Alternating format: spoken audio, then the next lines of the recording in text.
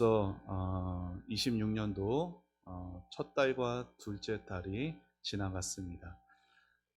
이제 겨울이 이제 물러간 것 같은 것을 우리의 몸으로 체감하고 있는데요. 새롭게 만물이 소생하는 3월, 우리의 영혼도 주의 은혜로 새로워질 수 있는 축복이 있으시기를 주님의 이름으로 축원합니다. 신앙의 삶을 산다는 것은요, 믿음의 길을 걷는다는 것은 단지 열심을 내고 또 의지를 가지고 그렇게 달려가는 것만 의미하지 않습니다. 물론 신앙에서 의지와 또 열심을 내는 것은 필요한 것이고 또 중요한 것이겠죠. 하지만 그것만으로는 우리의 신앙이 유지되지 않습니다. 여러분, 신앙의 삶이라는 것은 언제나 그 중심에 관계가 있어요. 특별히 주님과의 사랑의 관계 안에서 우리의 신앙은 유지되고 또 힘을 얻는다는 것을 여러분은 잊지 마셔야 합니다. 그래서 신앙생활할 때 이러한 질문이 중요해요. 우리 같이 함께 화면 보며 같이 읽어볼까요? 시작. 나는 주님과 사랑에 빠지는 것만으로 만족할 수 있는가? 진실로 이 땅을 살아가면서 삶의 각자의 상황도 다 다른데 내가 정말 주님과 사랑에 빠지는 것만으로 내가 만족이 되는가? 인생을 살면서요, 우리는 여러 수고를 하기도 하고 또 많은 애를 씁니다. 하지만 어떻던가요? 내가 수고하고 애를 쓴 만큼의 그런 결과를 보지 못할 때가 더 많죠. 또 내가 이렇게 열심으로 살아가고 나름 노력하는데 다른 사람, 심지어 내 가족조차도 내 진심을 알아주지 않는 것 같을 때도 있고, 또 내가 대단한 거 바란 게 아니라 그냥 남들 사는 만큼 정도, 그 평범한 소망들조차도 나에게는 내가 넘지 못할 것 같은 그런 큰 허들과 같은 큰 장애물과 같이 우리는 여겨질 수도 있습니다. 하지만 여러분, 세상에서 나를 알아주는 사람이 없고 또 나의 그 지극히 평범한 소망조차 이루어지지 않다 하더라도 우리가 주님과 사랑에 빠지는 삶만으로 만족하는 것이 우리의 신앙을 다시 뛰게 하고 다시 일으켜 세운다는 것을 여러분들 잊으시면 안 됩니다. 그런 의미에서 여러분, 우리의 신앙생활을 돌아보면요, 항상 하나님을 향한 마음이 하나이지 못할 때들이 있잖아요. 하나님을 향해 때로 섭섭한 마음이 들 때도 있어요. 그리고 때로는 또 우리의 삶에 여러 가지 다가오는 삶의 풍파나 유혹에 흔들리기도 하고 넘어질 때도 있습니다. 물론 우리는 핑계할 거리도 있고 이유도 우리에게는 있어요. 하지만 그 모든 것 깊은 곳에 뭐가 있냐? 내가 주님 한 분만으로 만족하지 못하고 있기 때문에 그 깊은 이유가 저와 여러분 안에는 있다라는 것이에요. 그래서 예수님은 오늘 본문에서 실패한 제자 베드로에게 찾아가시고 그를 다시 세우시면서 주님은 다른 많은 말씀 하시지 않으셨어요. 오직 한 가지 질문만 하시죠. 베드로야, 너는 내 사랑만으로 만족할 수는 없겠니? 주님은 이 질문을요, 3번이나 베드로에게 하십니다. 주님께서 오늘 말씀에 베드로에게 그렇게 물으셨듯이 주님은 오늘 예배하는 저와 여러분에게도 이렇게 질문하실 것 같습니다. 자같이 주님이 나에게 하시는 질문으로 같이 함께 읽어봅시다. 시작. 너는 내 사랑만으로 만족하며 살 수 없겠니? 내가 가장 소중히 여기는 그 일을 너도 소중히 여기며 살아갈 수 없겠니? 이 주님의 질문에 아멘으로 응답하고 싶으십니까? 그러면 우리가 어떻게 해야 주님의 이 질문에 아멘으로 응답하며 살아갈 수 있을까요?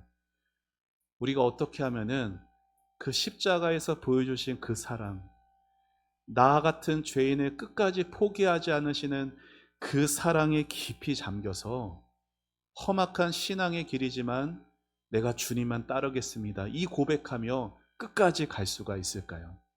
자, 이를 위해서 두 가지가 필요합니다. 자, 첫째로 저를 한번 따라해 보시죠. 축복관과 성공관이 변해야 한다.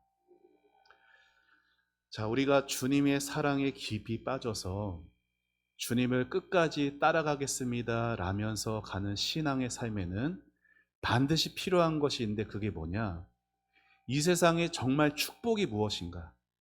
정말로 인생의 성공이라는 것이 무엇인가에 대해서 변해야 된다라는 거예요. 여러분, 이게 변해야만 우리가 주님의 사랑에만 만족하며 살 수가 있습니다.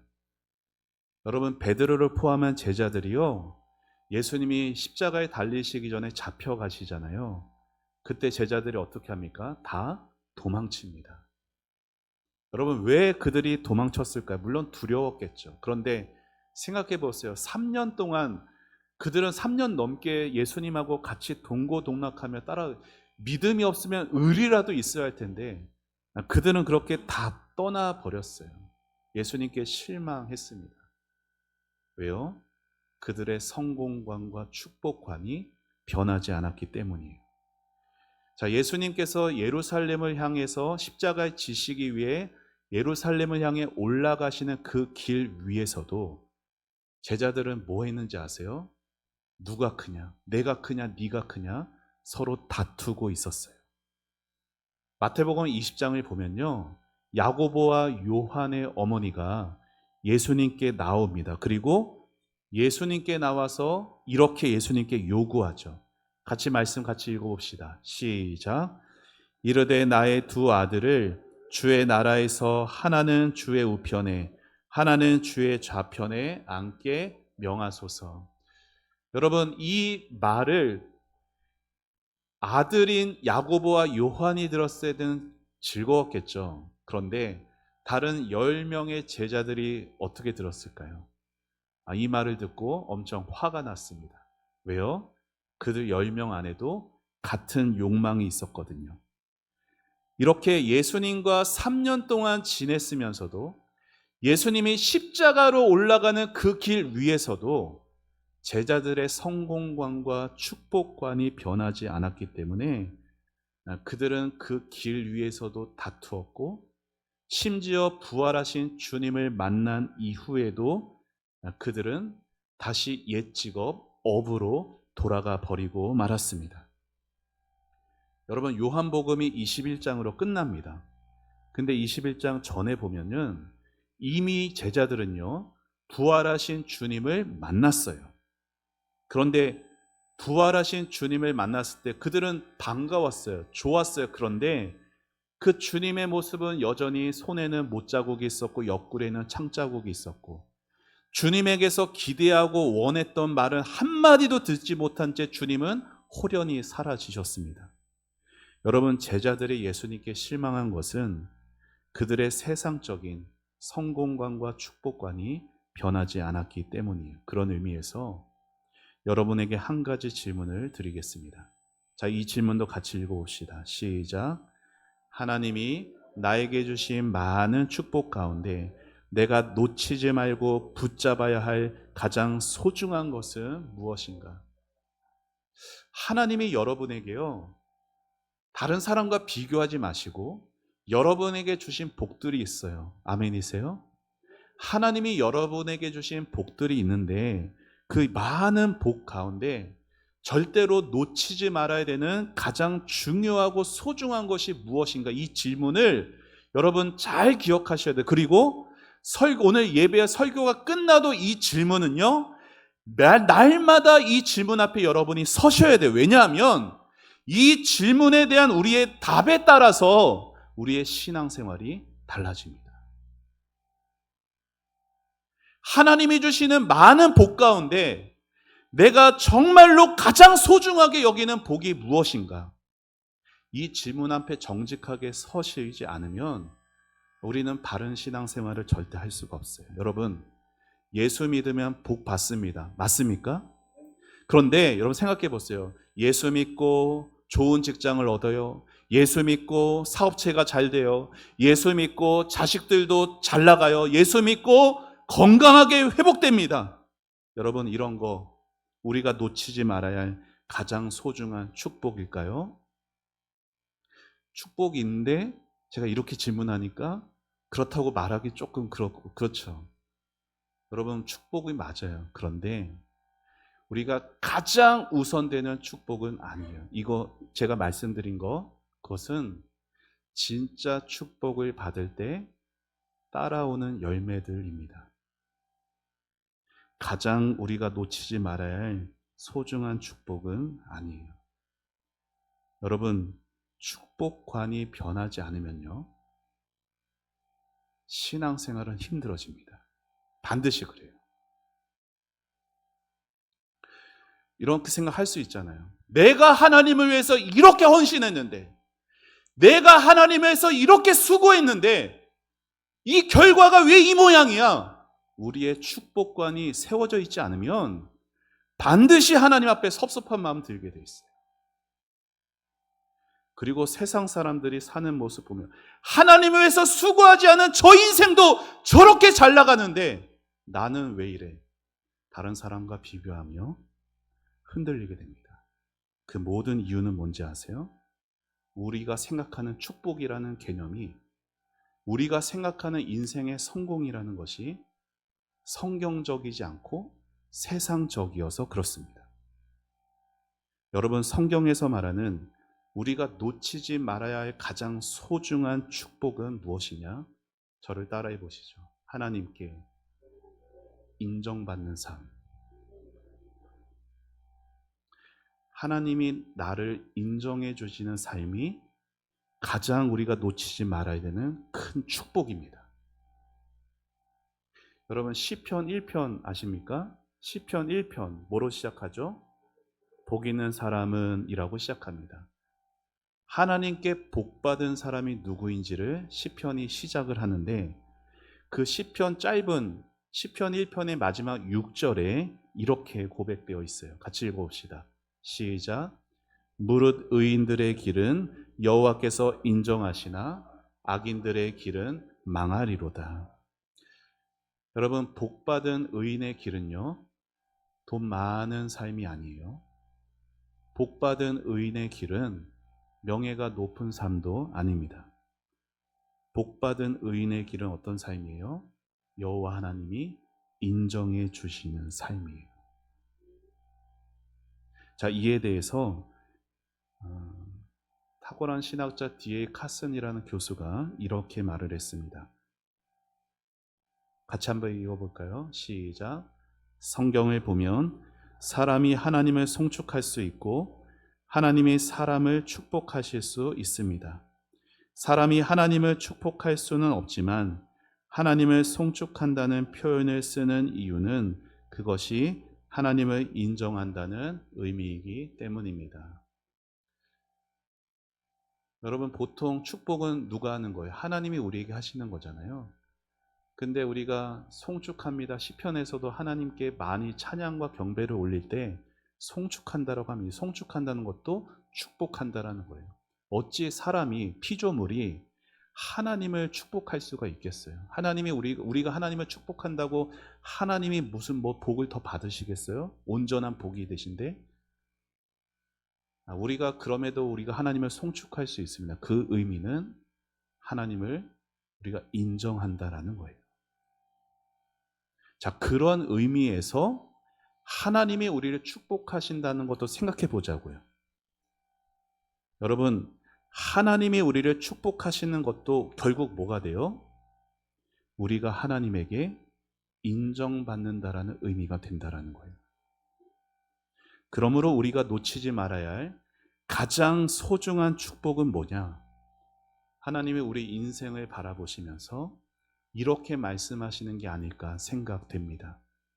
자, 하나님이 나에게 하시는 음성으로 같이 함께 읽어봅시다. 시작. 내가 너의 하나님이라 불리는 것이 자랑스러웠다. 너의 인생은 나의 영광을 드러낸 값진 인생이었다. 한평생을 살면서 한 번밖에 없는 그 인생을 사시면서요, 우리 인생의 마지막에 하나님께 이러한 음성을 들으면 얼마나 복될까요? 하나님께서 우리를 보시면서 이 목사야, 누구 장로야, 권사야, 집사야, 누구 성도야, 내가 너의 하나님이라 불리는 것이 참 기뻤단다. 내가 너의 하나님이라 불리는 것이 정말 정말 자랑스러웠어. 사랑하는 여러분, 이러한 인생이 성공한 삶이에요. 여러분, 우리가요, 세상에서 많은 것을 이루고 많은 것을 교회 안에서도 헌신 봉사를 많이 해야만 하나님이 우리를 자랑스러워하는 게 아니라 범사에 하나님을 인정하는 삶, 범사에 내가 하나님이 계셔서 감사하는 삶이 하나님께 가장 인정받고 축복받는 삶이에요. 여러분, 우리가 세상에서 아무리 많은 것들을 누리고 또 가진다 하여도요, 하나님께 인정받는 이 축복을 얻지 못하면 여러분, 우리 손에 쥐어진 것, 그 돈, 그 명예, 심지어 우리의 건강, 아무 의미가 없습니다. 여러분, 다윗과 솔로몬 아시죠? 다윗과 솔로몬 무슨 관계예요? 부자지간이잖아요. 여러분, 솔로몬이요, 아버지 다윗이 다져놓은 그 기반으로 아버지 다윗보다 더 많은 일들을 이루어냈어요. 부와 영광과 영토나 모든 것에서 더 아주 뛰어난 결과를 이루어냈어요. 그런데 여러분, 솔로몬이 그 인생 마지막에서 뭐라고 고백합니까? 모든 것이 헛되고 헛되고 헛되다라고 말해요. 반면에 다윗은 인생 말년에 쓴 시편 23편에서 뭐라고 고백해요? 같이 함께 읽어봅시다. 시작. 이거 아닌데. 자, 제가 저를 따라해 보시죠. 내게 부족함이 없으리로다. 나의 잔이 넘치나이다. 다윗이 참으로 그 인생 말년에 여호와를 나의 목자로 삼으니 부족해 보이고 어려움 많았던, 억울함도 많았고 상처도 많았던 내 인생이었지만 아무 것에도 부족함이 없었습니다. 내가 때로 하나님께 넘어졌어도 하나님께서 그 원수 앞에서도 내게 배불리 상을 차려주시고 내 머리에 성령을 부어주시니 내 잔이 언제나 넘쳤습니다. 이렇게 고백을 했어요. 여러분, 인생 말년에 모든 것이 헛되고 헛되고 헛되다라는 고백과 내 잔이 넘치나이다, 내게 부족함이 없으리로다라는 그 고백, 두 고백에 무슨 차이가 있습니까? 단 하나예요. 다윗은요, 하나님께 인정받는 삶을 살았습니다. 다윗은 하나님의 마음에 합한 종으로 살았어요. 여러분, 물론 이렇게 다윗의 삶을 들으면은 우리 마음에 어떤 도전이나 어떤 그런 결단보다 부담이 될 수도 있어요. 나는 그렇게 살지 못하니까. 그리고 내 삶의 현실은 절대로 그렇게 살지 못할 것처럼 여겨져서 다윗의 고백이 우리에게 더 부담으로 느껴질 수도 있어요. 목사님, 그때는 그렇게 살았지 지금의 현실은 그럴 수 없다라고 그렇게 말하실지도 모릅니다. 하지만 여러분, 정말로 그럴까요? 프랑스 19세기에 프랑스 문학이 나온 아주 탁월한 유명한 작가 한 사람이 있습니다. 기드 모파상이라는 사람인데요, 이 사람이 원래는 수도원의 신부가 되려고 했대요. 그런데 행실이 좋지 못해서 수도원에서 쫓겨났습니다. 그런데 그가 다시금 정신을 차리고 거룩한 삶을 살아가는 게 아니라 오히려 반대로 하나님 없는 삶을 선택하며 타락의 길로 빠집니다. 그런데 세상에서는 잘 됐어요. 작가로 성공했어요. 지금도 그렇지만 당시에도 요트, 배라는 것을 가진다는 것은 엄청난 부의 상징이죠. 그에게는 자기 배, 요트도 있었고요, 프랑스 파리에 그런 좋은 집도 여러 채 있었고, 또 프랑스의 여여쁜 여성들도 옆에 끼고 살았습니다. 그런데 그가 자신의 비석에 한마디 남긴 채 그는 43세에 비극적인 죽음을 맞이합니다. 그의 비석에 이렇게 쓰여 있었어요. 제가 읽어드릴게요. 나는 모든 것을 소유하고자 했지만 결국 아무것도 갖지 못했다. 여러분, 모파상이라는 이 작가는 하나님 없이 모든 것을 가지려 했으나 결국 아무것도 갖지 못했습니다. 그런 그 이야기 있잖아요. 톨스토이가 한 그 문학에 그러한 글이 하나 있어요. 어떤 사람이 하루 종일 해가 질 때까지 밟고 돌아오는 그 땅이 너희 땅이 될 것이다. 여러분, 그래서 땡 하면서 얼마나 열심히 달렸겠어요. 그 아침에 해가 뜨자마자 달려가지고 이제 중천이 되니까 이제 돌아갈 거리를 생각해가지고 시간을 생각해서 이쯤 되면 돌아가야지. 근데 돌아가려고 봤더니 저기 푸르른 풀밭 개울이 흐르고 있는, 저 땅은 내가 좀 더 가져야 할 텐데. 그래서 거기 갔더니 이제는 해가 조금 니웃해져서 이제 돌아가야지. 봤더니 저기 더 비옥한 땅이 있는 거예요. 내가 조금 더 열심히 하면은 저기까지 내가 차지할 수 있을 거야. 그렇게 해서 또 달려가서 돌아오는 게 해가 니역니역 지고 있는 가운데 이제 저 수평선에 해가 걸치고 있는데 죽어라 뛰어가서 달려가서 겨우겨우 해가 떨어지기 전에 그 결승선에 다시 돌아왔습니다. 그가 차지하려고 바랬고 욕망했던 것들을 다 얻게 되었어요. 그런데 너무 몸이 무리가 되어서 돌아왔지만 심장이 멈추질 않는 거예요. 그리고 그 자리에서 심장마비로 죽었습니다. 그 모든 많은 땅을 얻으려 한 그는 한평되는 관 속에 누이고 말았어요. 여러분, 인생이 그러합니다. 하나님 없이 모든 것을 얻으려 하는 그 삶은 결국 아무것도 얻을 수가 없어요. 이 모파상 같은 인생이 우리 모든 많은 사람들의 살아가는 모습들이에요. 하지만 그 반대도 있습니다. 그 사람은 어거스틴입니다. 어거스틴은요, 젊은 시절에요, 쾌락과 또 지식과 명성을 끝없이 추구하며 살았어요. 당대 최고의 수사 교수로 어린 시절부터 천재성이어서 그는 아주 잘 나가는 세상의 사람들이었습니다. 그런데 그 어떤 것도 그의 마음을 채워주지 못했죠. 마침내 하나님을 만나 회심하게 된 어거스틴은 고백록에서 이렇게 고백을 했어요. 같이 읽어봅시다. 시작. 주님이 우리를 주님을 향해 만드셨으므로 우리 마음이 주님 안에서 쉼을 얻기까지는 불안합니다. 여러분, 우리 마음이요, 주님 안에서 쉼을 얻기까지는 언제나 두려움과 불안 속에 살 수밖에 없습니다. 근데 뭐라고 말해요?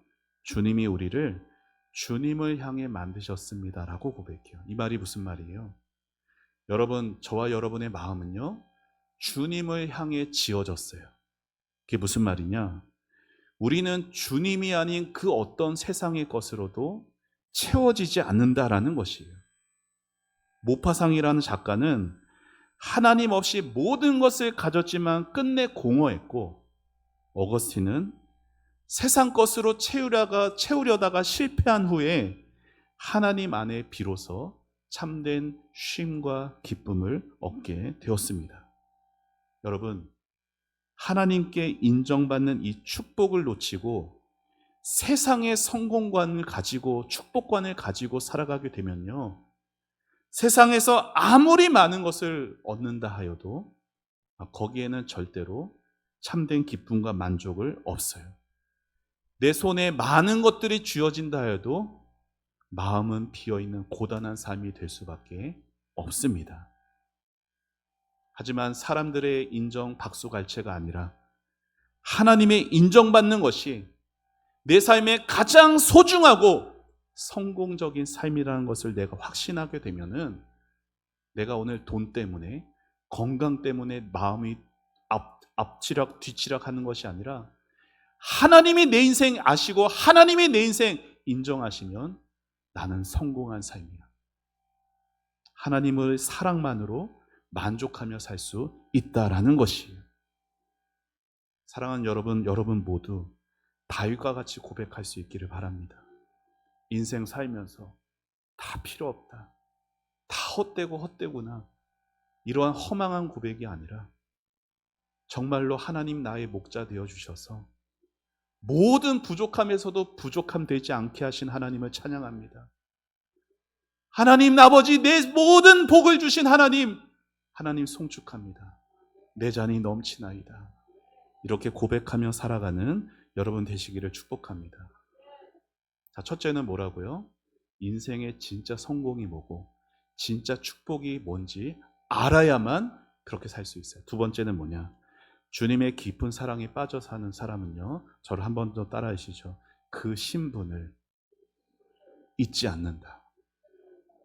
여러분, 우리가 주님과의 깊은 사랑에 빠져 하나님만을, 주님만을 따르겠습니다 라면서 살 수 있는 신앙의 힘은 우리를 부르신 그 부르심, 그 신분을 잊지 않아야 그럴 수가 있어요. 여러분, 예수님이요 21장에서, 요한복음 21장에서 실패한 베드로를 찾아가셨어요. 그리고 베드로를 다시 회복시키실 때는 얼마든지 다른 방법을 사용하실 수도 있었거든요. 그런데 주님이 사용하신 방법이 뭐냐? 베드로로 하여금 다시 물고기 잡게 하는 거였어요. 왠지 아세요? 베드로가 주님을 처음 만나서 주님 앞에 엎드려서 내가 너를 사람 낚는 업으로 너를 삼겠다라고 하신 그 주님의 부르심과 약속을 받은 그때가 뭐 할 때였어요? 고기 잡을 때였어요. 그때도 베드로는요, 주님의 내 힘으로 허탕치다가 주님의 말씀에 의지하여서 그물을 내렸고 물고기가 가득 잡히자 그는 주님 앞에 납작 엎드리죠. 그리고 고백했어요. 주님, 나는 죄인입니다. 주님, 나를 떠났어요. 그때 주님께서 뭐라고 약속하셨어요? 내가 너를 사람 낚는 어부가 되게 하겠다. 그런데 베드로는 지금 어때요? 그 주님의 부르심, 내가 어떠한 신분인지를 잊어버렸어요. 그리고 옛 직업인 어부로 돌아가 버렸죠. 그래서 예수님은 베드로를 다시 찾아오셔서 똑같은 기적을 다시 경험하게 하셔서 그로 하여금 영혼을 살리는 자로 부름 받았다라는 그 신분을 다시 깨우쳐 주신 것입니다. 사랑하는 여러분, 저와 여러분도 마찬가지예요. 여러분, 우리가요 하나님의 은혜로 구원 받았습니다. 아멘이시죠? 예수님의 십자가와 그 구속의 공로로 우리가 하나님의 자녀가 되었어요. 그런데 그래도 우리가 그 은혜와 그 신분을 잊어버리면 어떻게 되냐면 세상의 것에 목말라하며 살게 되어 있어요. 우리가 구원 받았어도요. 저와 여러분은 어떤 존재예요? 자, 가슴에 손을 얹고 이렇게 외쳐보세요. 나는 예수님의 사랑스러운 신부다. 여러분, 이게 우리의 신분이에요. 나는 예수님의 사랑스러운 신부다. 여러분, 신부의 마음에는 누구뿐이에요? 신랑뿐이에요. 물론 신랑이 지금 없으신 분도 계시고 신랑만 있기에 이제 조금 세월이 가신 분도 계실 수 있겠지만, 여러분, 우리가 사랑에 빠지게 되면요 다른 사람들이 나를 어떻게 생각하는가 별로 중요하지 않습니다. 우리가 정말 사랑에 빠지면은 내가 사랑하는 사람이 나를 어떻게 생각하는가가 제일 중요해지기 마련이에요. 예수님을 처음 만났을 때는 우리는 다 그러했어요. 예배 갈 때도 예수님이 나를 어떻게 보시고, 예수님 앞에 예배하는 건데 그래서 복장도 더 신경 쓰게 되고, 그래서 주님 앞에 드려질 예물도 빳빳한 것으로 가능하면 아주 새 돈으로 그렇게 성경책에 고이고이 껴놓고 그렇게 주님 앞에 나갔던 우리의 모습이었어요. 그런데 세월이 흐르면서 또 많은 사람들과 일상에 부대끼며 살아가는 가운데 우리는 자연스럽게 남의 시선을 더 의식하며 살아가게 됐습니다. 그래서 어떻게 살아요? 우리의 마음보다 우리의 겉모습에 더 치중하기도 하고, 사람들에게 인정받으려고 더 애쓰기도 하고, 그래서 사람들의 평가에 우리의 마음은 쉽게 흔들리며 살아가게 되었습니다. 그러다 보니까 내가 주님의 신부인데도 신랑이신 그 주님이 나를 어떻게 생각하는지에 대해서는 정작 무관심해져 가게 됐다라는 거예요. 여러분, 살면서 예배 드리서 오시면서 주님이 나를 어떻게 바라보실까? 그거에 대해서 열중하면서 오신 분 계세요? 어쩌면 우리의 반복되는 그 예배 생활 가운데 그냥 주일이니까 교회 가야지. 그러니까 주일이니까 이 봉사해야지. 주일이니까 이 예물 드려야 때 됐으니까 해야지. 이러한 마음으로만 오진 않는지 우리를 돌아보기를 바랍니다. 삶의 복잡한 생각들, 염려들, 근심들 다 내려놓으시고 주님 앞에 정직하게 서보세요.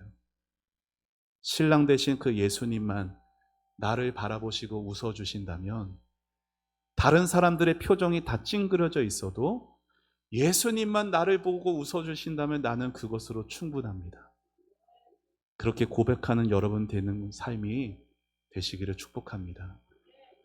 오페라 춘희라는 오페라로 유명한 작곡가가 된 베르디라는 사람이 있습니다. 이 사람이 첫 작품을 이탈리아의 플로렌스에서 발표를 했어요.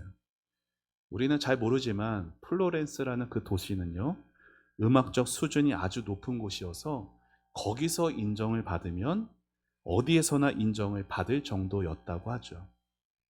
그런데 베르디는 자신의 그 첫 오페라 작품이 발표가 끝난 후에 사람들이 막 다 우리와 같은 일어서서 우리와 같은 박수를 치고 있는데도 베르디는 한 사람만 보고 있었어요. 다 우리와 같은 박수를 치는데도 그는 웃지를 않았어요. 그리고 한 사람만 바라봅니다. 그 사람이 누구냐? 베르디가 가장 존경하는 위대한 작곡가 로시니라는 분이었어요. 다른 사람의 인정이나 다른 사람의 박수에 그는 거기에 관심이 가 있지 않고 로시니만 뚫어져라 쳐다보다가 로시니가 입에 미소를 짓자 그제서야 안도의 미소를 지었다라고 합니다. 사랑하는 여러분, 예배를 드리러 오실 때 신앙생활에서 주님이 나를 어떻게 생각하시는지가 여러분의 최대 관심사가 되셔야 돼요. 목사가 나를 어떻게 생각할까? 교회 중직자가 나를 어떻게 생각할까가 아니라 하나님이, 주님이 나를 어떻게 생각하시는지가 여러분의 모든 신앙생활의 최대 관심사가 되셔야 돼요. 왜요? 저와 여러분은 주님의 신부이기 때문에. 여러분, 우리는 이 땅에서 호흡이 탁 멎어지는 그 순간 누구 앞에 섭니까? 주님 앞에 섭니다.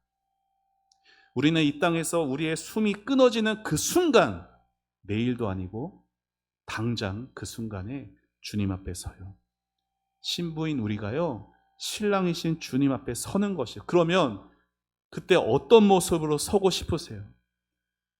물론 이 땅에서 주님의 신부로 살아간다는 것은 쉽지 않죠. 사랑하는 주님 때문에 억울함도 견뎌야 됐고, 사랑하는 주님 때문에 손해보는 것도 감수해야 되기도 했고, 그 슬픔과 눈물을 참고 견뎌야 할 때도 있어요. 하지만 우리에게는 그렇게 살아야 하는 분명한 이유가 있습니다.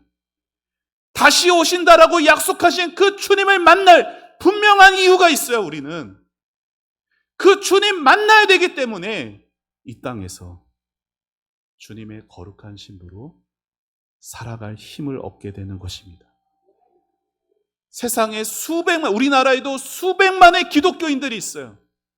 하지만 그 많은 기독교인들이 있으나 세상이 변하지 않는 것은 왜 그런지 아세요? 내가 주님과 사랑에 빠졌으면서도 어떻게 너무 계산적으로 살기 때문에. 제가 오늘 저희 아이들 예배 때 사사기 말씀을 나눴습니다. 이제 사사기를 애들에게 가르쳐 갔는데, 여러분, 이스라엘 백성들은요, 단 한 번도 하나님을 떠난 적이 없어요. 하나님을 대놓고 싫어한 적도 없어요. 다만 뭐 한지 아세요? 우상 섬기는 가나안 사람들이랑 같이 있었어요. 그들에게 신앙의 영향을 준 게 아니라 그들의 우상의 영향을 받습니다.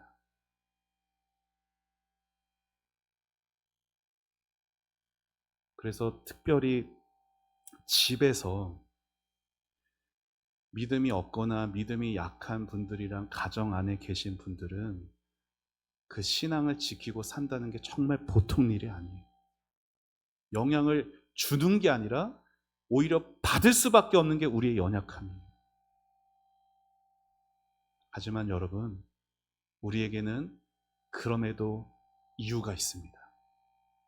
우리는 그리스도의 신부로서 우리 주님을 만날 그날이 옵니다. 이스라엘 백성들은요, 적당히 순종하는 삶으로 살았어요. 여러분, 성경은 적당한 순종을 순종이라고 말하지 않아요. 하나님을 향해서 계산적으로 사는 사람은 그 삶에 하나님의 복이 임하기가 어렵습니다. 하나님을 향해서 결단할 때는 결단과 하나님을 향해 원칙을 세워가는 그 삶에 하나님께서 정말 복을 주고 싶어 하십니다. 주님을 위해 때로 손해를 보고 때로 주님을 위해서 바보스럽게 살 수 있어 보이는 것, 세상의 눈으로는 어리석을 수 있지만 그게 가장 지혜로운 선택임을 믿으시기를 바랍니다. 왜냐하면 끝이 다르기 때문에. 때로는 하나님의 뜻대로 살지 않은 사람들, 때로는 하나님과 상관없이 살아가는 사람들이요, 세상 방식보다, 하나님 방식보다 세상 방식으로 살아가는 사람들이 이 땅에서 더 잘 되는 것처럼 보일 수도 있어요. 하지만 저를 따라해 보시죠. 그 끝은 다르다. 시편 1편에서 3, 4절에서 시편 기자가 이렇게 말합니다. 같이 읽어봅시다. 시작. 그는 시냇가에 심은 나무가 철을 따라 열매를 맺으며 그 잎사귀가 마르지 아니함 같으니 그가 하는 모든 일이 다 형통하리로다. 악인들은 그렇지 아니하며 오직 바람에 나는 겨와 같도다. 아멘. 여러분, 세상 눈은요, 하나님 없이 사는 이들이 더 푸르른 것처럼 보일 수도 있습니다. 그런데 추수 때가 되면 다르다는 거예요. 추수 때가 되어서 키를 확 이렇게 들면은 쭈쩡이들은 어떻게 되는지 아세요? 그 화려했던 인생들은 다 바람에 나는 겨와 같이 날아가 버리고 맙니다. 이게 그들의 결국이에요. 사랑하는 여러분, 다윗의 고백, 내게 부족함이 없으리이다. 내 잔이 넘치나이다. 여러분, 이 고백이 저와 여러분의 고백이 되기를 바랍니다.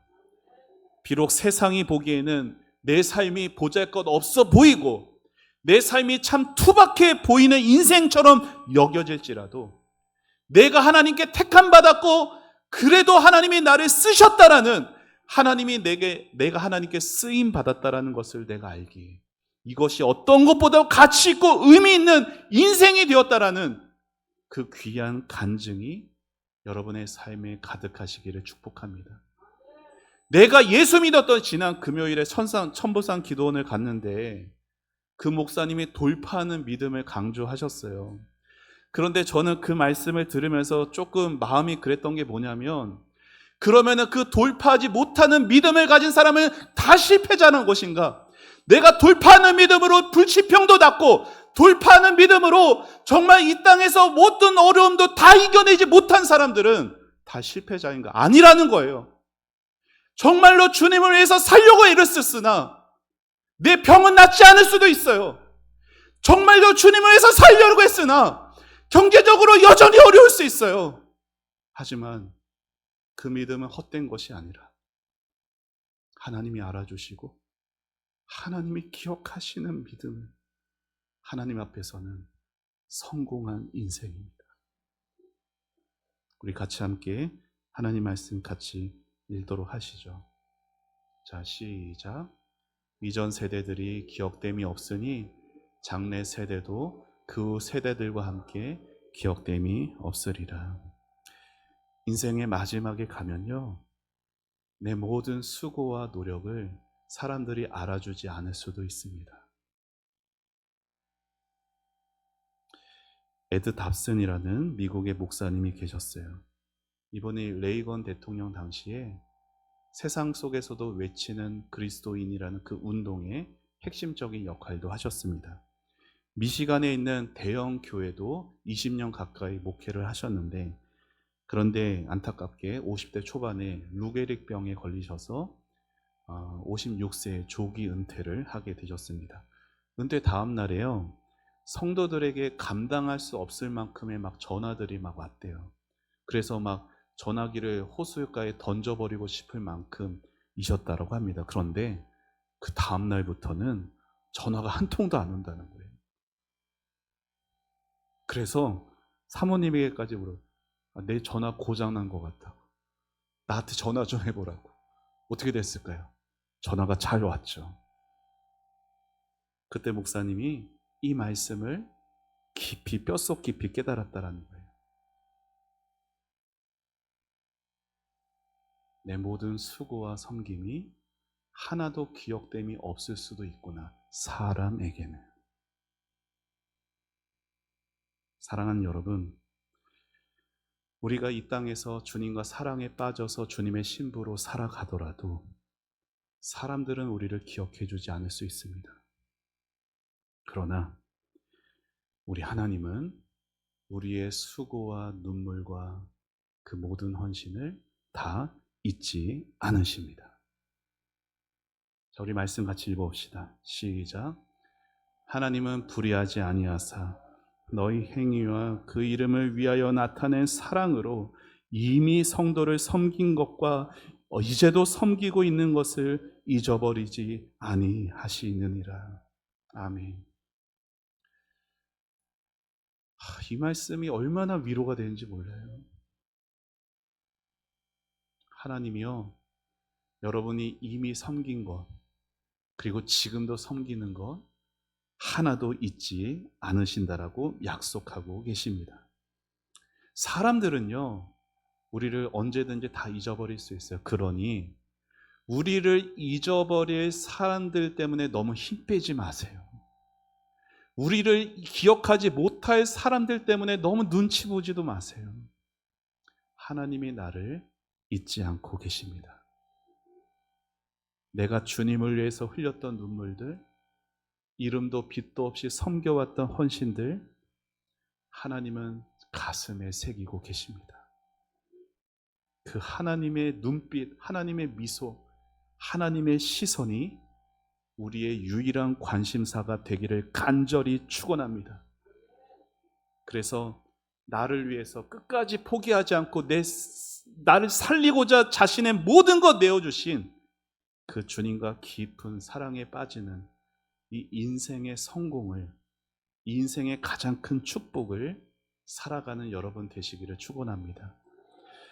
그 사랑 때문에 내가 행복할 수 있고, 그 사랑 때문에 만족할 수 있어서 남들처럼 욕심 부리다 살아가는 인생이 아니라 오히려 내 것을 자유롭게 얼마든지 기꺼이 나눌 수 있는 그러한 사랑으로 아름답게 섬기고, 또 다음 주부터 이 사랑 모르는 이들에게도 주님 앞에 전도하고 하는 그 모든 사역과 헌신이 주님 앞에 기억되어지고 잊혀지지 않게 되는 정말로 성공한 축복받은 인생으로 살아가는 저와 여러분 되기를 주님의 이름으로 축원합니다.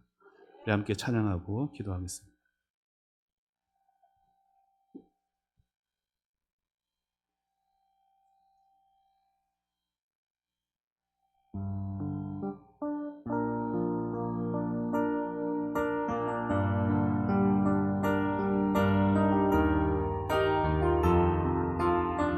주님 다시 오실 때까지, 주님 다시 오실 때까지 나는 이 길을 가리라. 좁은 문, 좁은 길, 나의 십자가 지고 나의 가는 이 길 끝에서 나의 가는 이 길 나는 주님을 보리라 영광에 내 주님 나를 맞아주시리 주님 다시 오실 때 주님 다시 오실 때까지 나는 일어나 달려가리라 주의 영광 온 땅 덮을 때 나는 일어나 노래하리 내 사모하는 주님 온 세상 구주시라 내 사모하는 주님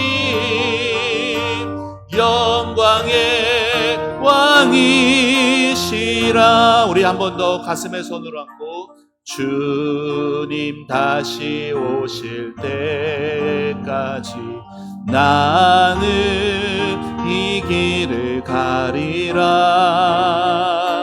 좁은 문 좁은 길 나의 십자가 지고 나의 가는 이 길 끝에서 나의 가는 이 길 주님을 보리라 나는 주님을 보리 영광의 내 주님 나를 맞아주시리 나를 맞아주시리 손 들고 찬양합시다 주님 다시 오실 때까지 나는 일어나 달려가리라 주의 영광 온 땅 덮을 나는 일어나 노래하리 나는 일어나 노래하리 내 사모하는 주님 온 세상 구주시라 내 사모하는 주님 영광의 왕이 내 사모하는 주님 내 사모하는 주님 온 세상 구주시라 내 사모하는 주님 영광의 왕이시라 우리 말씀 생각하며 주님의 거룩한 신부로 주님께 인정받는 것이 가장 축복된 삶임을 믿으며 살겠다고 우리 주여 한번 외치고 기도하며 나갑시다. 주여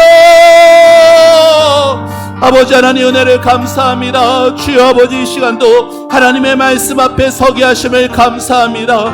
아버지 하나님 험한 인생길 십자가의 길 좁으면 좁은 길로 가는 그 인생길 아버지 하나님 내가 세상적인 성공감과 세상적인 축복관으로 살아왔음을 주여 고백합니다. 하나님 용서하여 주옵소서. 아버지 하나님 주여 내 인생에 아버지 하나님 주의 삶의 경제적인 건강적인 관계적인 이러한 역점만을 우리가 축복이라 여기며 살아왔습니다. 아버지 하나님이 정말 나를 어떻게 생각하시고 하나님이 나를 어떻게 바라보시고 아버지 하나님께 인정받는 것이 아버지 하나님 가장 복인 것을 우리가 놓치며 살아왔습니다. 아버지 하나님 주여 이 시간 회개하오니 하나님 아버지 주여 우리를 다시금 새롭게 하여 주옵소서. 아버지 하나님 성경의 가치관 성경의 진리로 하나님 우리가 새로워지기를 원합니다. 아버지 하나님 세상 살면서 아버지 하나님 주님의 거룩한 신부로서 아버지 거룩하고 흠없이 살기를 원하나 아버지 하나님 이리 치고 저리 치고 이리 상처받고 저리 상처받고 아버지 하나님 주여 이 믿음도 부족한 거로 아버지 하나님 주님 앞에 아버지 하나님 신부로 살아가지 못하는 저희들이니 하나님 아버지 오늘도 우리를 사랑으로 부어주시고 아버지 하나님 충만한 은혜로 채우시사 아버지 하나님 이 땅을 살아가며 아버지 우리 주님 만날 준비를 하는 우리의 삶이 되게 하여 주옵소서.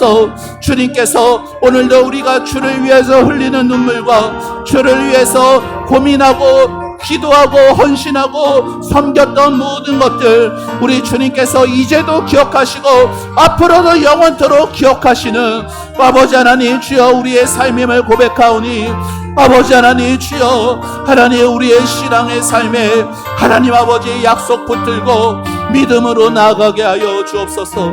주님 사랑합니다. 주님 사랑합니다. 주님 사랑하며 그 깊은 사랑에 빠져 살아가는 저희들이 될 수 있도록 하나님 축복하여 주시옵소서. 하나님 아버지 사랑을 회복하게 하여 주옵소서. 그 사랑으로 살게 하여 주옵소서. 주님 도와주옵소서. 하나님 은혜를 감사합니다. 하나님 앞에 설 때 우리는 어떤 모습으로 설까요? 그냥 바쁘고 분주하기만 하지 하나님이 나를 어떻게 생각하실까? 아버지 하나님의 시선과 하나님 아버지 얼굴 구하며 살아갈 수 있는 저희들 되기를 원합니다. 하나님, 우리의 부족하나마 우리의 작은 섬김과 헌신과 우리의 작은 예물조차 하나님 기쁘게 여겨주셔서 감사합니다. 다른 사람에 비하면 참으로 연약하고 보잘것없어 보일지라도 사람들은 다 우리를 기억하지 못하나 하나님은 나를 기억하시오니 하나님께 인정받는 가장 큰 축복이 내 인생의 축복이고 성공임을 기억하게 하여 주옵소서. 하나님, 세상에 살다 보면 원치 않는 억울함, 상처, 그 안에서 마음속에 올라오는 그 분노와 많은 악한 것들이 우리를 삼킬 때도 있음을 고백합니다. 하지만 그 안에 우리가 잠시 빠져 있을지라도 주님께서 우리를 그냥 내버려 두지 않아 주시고 그 즉시로 은혜의 자리, 기도의 자리를 통하여 우리를 다시 건져주시니 감사합니다. 하나님의 그 끝없는 사랑, 그 사랑에 빠져 그 사랑에 감사 만족하며 다윗과 같이 내게 부족함이 없으리로다, 내 잔이 넘치나이다 고백하며 끝까지 이 믿음의 길 걸어가게 하옵소서. 주님께 모든 것 감사드리고 예수님의 이름으로 기도합니다. 아멘.